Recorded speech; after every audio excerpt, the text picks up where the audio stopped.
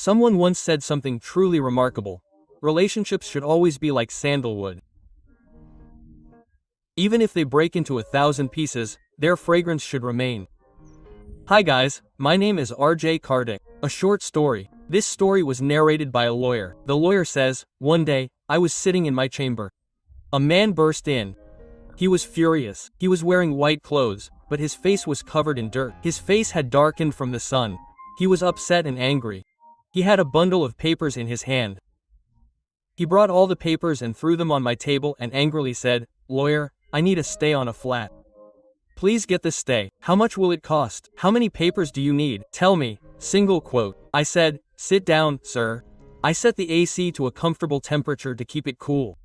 I called the office boy. I said, "Give him cold water and sherbet." I said, "Don't worry, sir, your work will be done." Single quote. He said, "Tell me what to do." Quote. He took all the papers from him. We talked for half an hour, trying to understand what he was trying to say. Then I folded my hands and greeted him, saying, "Come back in 4 days. I'll check these papers once. Then I'll tell you what to do. Please give me some time to resolve your case." Quote. 3 or 4 days later, the man returned. He was angry, with the same expression, and the same demeanor. I said, "Please sit down. Before you say anything today, I want to speak. From all the conversations I've had with you and all the papers I've seen, I've understood a little bit, and I want to explain what I understand to you." Quote. I began, "Brother, there are 3 members of our family. You, your younger brother, and your sister. Your parents passed away when you were young. After your parents' departure, you were the eldest member of the family. You cared for your brother and sister just like your parents. You got your sister married after giving her a good education, and you gave your whole life to your younger brother, every breath you took for him." Quote. You yourself studied only until the 9th grade, but today you've made your brother an engineer. From what I understand, you were telling me that once in childhood, a bull gored you, leaving you bleeding. You carried him on your shoulders to a hospital 5 kilometers away because there wasn't one in the village. You gave everything for your brother. You worked incredibly hard, working as a daily wage laborer in the fields, staying hungry, and barely wearing proper clothes. But you never let anything go wrong for your brother. You sacrificed your life. Even once, when he fell ill, and the doctors said he needed a kidney, you donated yours, saying, "You're not going to look good being sick, you're going to stay in the village and farm. Go live your life. Study well, become a good officer." Quote. When your brother enrolled in engineering college, the annual fees were 80,000 rupees. You paid that too. You got him admitted to a better university to pursue his master's degree. You would bring him whatever you could, including sweets for festivals. You never let your brother lack anything.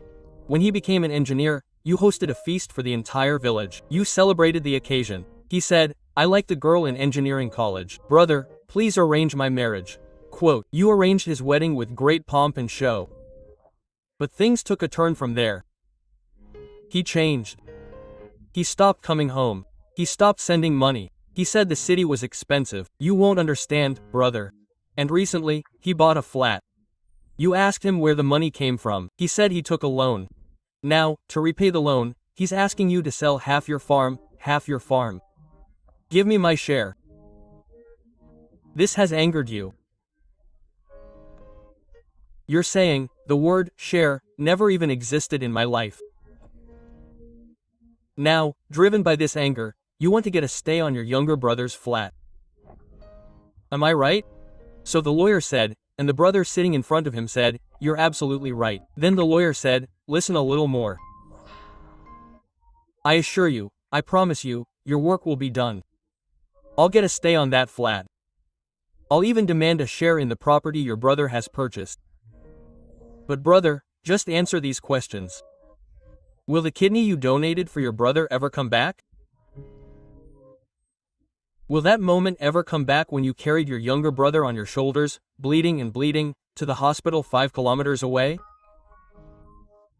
Will those moments of life, those moments you sacrificed for him ever come back? You dedicated your entire life, and it's nothing compared to the value of this flat. The value of this flat is nothing compared to all that. 0. You gave up your precious time for your brother.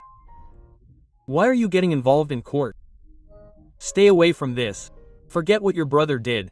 Quote, he went down the wrong path. But you shouldn't.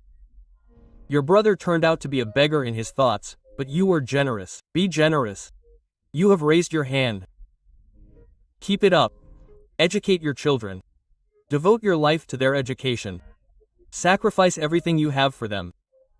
Your brother may have gone astray after school, forgotten his values, but your children won't. I assure you. As the lawyer spoke, tears welled up in the eyes of the man in front of him, but he tried not to cry. He folded his hands and said, "Thank you, lawyer, for explaining things to me." The lawyer says, when that man left, I thought he was angry. Maybe he was upset that the lawyer he came to had given him advice. He told the lawyer that now he will go to another lawyer. He will get his work done. He will get a stay. Quote. But nothing happened. Years passed, and yesterday, suddenly, the man arrived in the lawyer's chamber again. The whiteness was visible. A boy was with him. He was holding a packet of sweets. The man said, "Thank you, sir." The lawyer replied, "Hey, I recognized you. Come, sit." Quote, the man replied, "I haven't come to sit here today. I've come to offer you sweets. You said the other day, don't get involved in court cases. And don't get involved in taking revenge on your brother. Focus on your children's education. My son has become a doctor today, lawyer, and has opened a hospital in the village. I've come to offer you sweets for that because you are the rightful owner of these sweets. And as for my brother, he has apologized to me, and I have forgiven him." It's a short story. Very emotional, but it tells a very important lesson. Anger can ruin everything in life.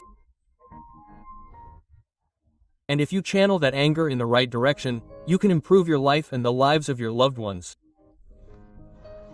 If that anger had acted out of revenge, the person would have been ruined. His family would have been destroyed. He would have been burned in that fire all his life.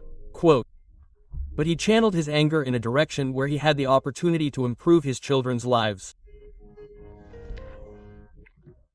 Remember, it's crucial to channel anger in the right direction.